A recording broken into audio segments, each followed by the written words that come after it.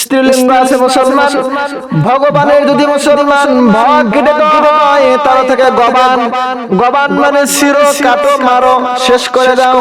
আবার মুসলমান গবান থেকে যদি গ বাদ দেওয়া যায় মুসলমান তাহলে থেকে বান, বান মানে মানুষকে জাদু করো টোনা করো, ঠিক কি না?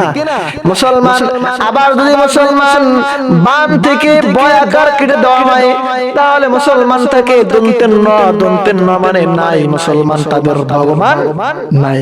কিন্তু মুসলমান আমরা এমন একজন রব পেয়েছি যেই রবের নাম আমরা ভাঙ্গায়া ভাঙ্গায়া পড়লে আল্লাহ রাব্বুল আলামিনের নাম আমরা খুঁজে পাওয়া যায়, আল্লাহর পরিচয় খুঁজে পাওয়া যায়। আল্লাহ রাব্বুল আলামিন আয়াতুল কুরসির ভিতরে প্রথমে তার আল্লাহ নাম দিয়ে শুরু করলেন। আমরা যদি মুসলমান এই আল্লাহ নামটা ভাঙ্গায়া ভাঙ্গায়া পড়ি মুসলমান, তারপর আল্লাহ রাব্বুল আলামিনের পরিচয় পাওয়া যাবে। মুসলমান আল্লাহর ভিতরে আল্লাহ রাব্বুল আলামিন হামজা লাম লাম হা এই কয়েকটা শব্দ দিয়েছেন। আমরা যদি মুসলমান আল্লাহ থেকে যদি আলিফ বা হামজাকে ফেলে দেই থাকে লিল্লাহ, আল্লাহ রাব্বুল আলামিন বলে এই লিল্লাহ দিয়ে আল্লাহ রাব্বুল আলামিনের পরিচয় খুঁজে পাওয়া যাবে। আল্লাহ বলেন লিল্লাহি মা ফিস সামাওয়াতি ওয়া মা ফিল আরদ। আল্লাহ বলে আসমান এবং জমিন একমাত্র লিল্লাহর জন্য, আল্লাহর জন্য।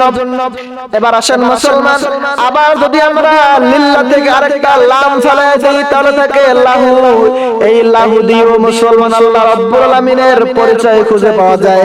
আল্লাহ রাব্বুল আলামিন বলে লাহু মা ফিস সামাওয়াতি ওয়া মা ফিল আরদ। মুসলমান আবার যদি মুসলমান লাহু থেকে আরেকটা লাম ফেলে দেই তাহলে থাকে হু, এই হু দিয়ে আল্লাহ রাব্বুল আলামিনের পরিচয় খুঁজে পাওয়া যায়।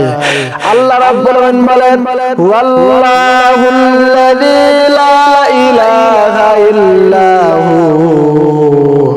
মুসলমান তাহলে মুসলমান বোঝা গেল আমরা এমন একজন রব পেয়েছি, এমন একজন মালিক পেয়েছি, এমন একজন স্রষ্টা পেয়েছি যেই রব্বুল আলামিনের নাম ভাঙ্গায়া ভাঙ্গায়া পড়লেও, ভাঙ্গায়া ভাঙ্গায়া খুঁজলে আল্লাহ রাব্বুল আলামিনের পরিচয় খুঁজে পাওয়া যায়। মুসলমান সেজন্য মুসলমান দুনিয়ার কোন দেব দেবীর পূজা নয়, এ মুসলমান দুনিয়ার কোন ভগবানের পূজা নয়, একমাত্র ইবাদত করতে হবে কার? আল্লাহ রাব্বুল আলামিনের। এবার আসেন মুসলমান আল্লাহ রাব্বুল আলামিন আরো বলতেছেন লা ইলাহা ইল্লাহু। আল্লাহ ছাড়া কোনো মাবুদ নাই, ইলাহ নাই। আল্লাহ রাব্বুল আলামিন ছাড়া কোনো মাবুদ নাই, কোনো ইলাহ নাই। আল্লাহ রাব্বুল আলামিন বলে ও দুনিয়ার মানুষ কুল হুয়াল্লাহু আহাদ আল্লাহুস সামাদ লাম ইয়ালিদ ওয়া লাম ইউলাদ ওয়া লাম ইয়াকুল লাহু কুফুয়ান আহাদ। আল্লাহ রাব্বুল আলামিন বলেন আমি আল্লাহর কোনো শরীক নাই, আমি আল্লাহ এক, আমার কোনো আর কোন আল্লাহ নাই, আমি আল্লাহ একক আল্লাহ। আল্লাহ বলে আমার কোন স্ত্রী নাই, আমার কোন মেয়ে নাই, আমার কোন সন্তান নাই, আমার কোন বিবি নাই। আল্লাহ বলে আমি আল্লাহ এক, আমার কোন শরীক নাই। লা ইলাহা ইল্লাহু। আল্লাহ বলে আমি আল্লাহ ছাড়া কোনো মাবুদ নাই, কোনো ইলাহ নাই। আল্লাহ রাব্বুল আলামিন বলে দুনিয়ার মধ্যে যদি কোনো রব থাকতো, কি থাকতো?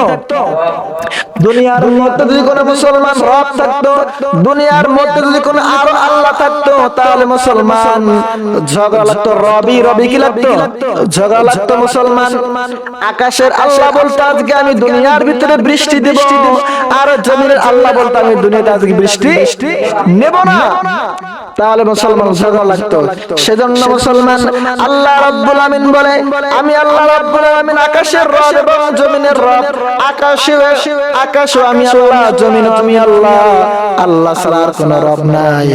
আল্লাহ রাব্বুল আলামিন বলে লাউ কানা ফীহিমা আলিয়াতুন ইল্লাল্লাহ লাফাসাদাতা ফাসুবহানাল্লাহি রাব্বিল আরশি আম্মা ইয়াসিফুন। আল্লাহ রাব্বুল আলামিন বলেন, ও দুনিয়ার মানুষ, আকাশ এবং জমিনের ভিতরে যদি কোনো আর রব থাকতো, আকাশে এক আল্লাহ, জমিনে আরেক আল্লাহ থাকতো, তাহলে ঝগড়া লাগতো, মারামারি লাগতো। আল্লাহ বলে ফাসাদ সৃষ্টি হয়ে যাইতো। সেজন্য আল্লাহ বলে, আকাশেও যিনি এক আল্লাহ, জমিনও তিনি এক আল্লাহ। এক আল্লাহ আমাদের, লা ইলাহা ইল্লাল্লাহ, আল্লাহ ছাড়া আর কোনো মাবুদ কোনো ইলাহ নাই। মুসলমান, এবার মুসলমান শুধু আল্লাহ ছাড়া কোনো মাবুদ নেই, এটাই শুধু এর অর্থ নয়। আল্লাহ রাব্বুল আলামিন লা ইলাহা ইল্লাল্লাহর অর্থ দিয়েছেন কি? আমি আল্লাহ ছাড়া কোনো মাবুদ নাই, এটাই শুধু অর্থ নয়। অর্থ হচ্ছে আল্লাহ ছাড়া কোনো মাবুদ নাই, আল্লাহ ছাড়া কোনো আইনদাতাও নাই। আলা লাহুল খালকু ওয়াল আমর, সৃষ্টি যার, আইন চলবে কার? আল্লাহ।